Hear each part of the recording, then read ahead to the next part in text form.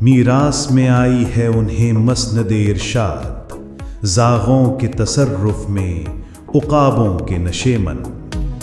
معنی: مسند ارشاد گدی، زاغوں کووں، تصرف قبضے میں، نشیمن آشیانے۔ علامہ محمد اقبال رحمۃ اللہ علیہ فرماتے ہیں کہ ان کی مثال ایسی ہے جیسے شاہین کے آشیانے پر کوے کا قبضہ ہو۔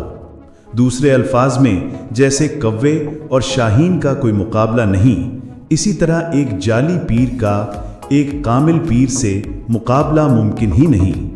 اگر کوا شاہین کے آشیانے پر قبضہ کر بھی لے تو اس میں شاہین جیسی خوبیاں پیدا نہیں ہوتی۔ اسی طرح ایک جعلی پیر گدی پر بیٹھ بھی جائے تو اس میں وہ روحانیت نہیں ہوتی جو ایک کامل پیر میں ہوتی ہے۔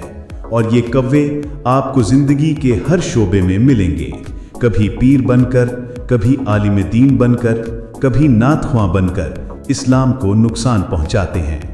اسی لیے مسلمانوں کو کوے اور شاہین کا فرق ذہن میں رکھتے ہوئے آگے بڑھنا ہوگا۔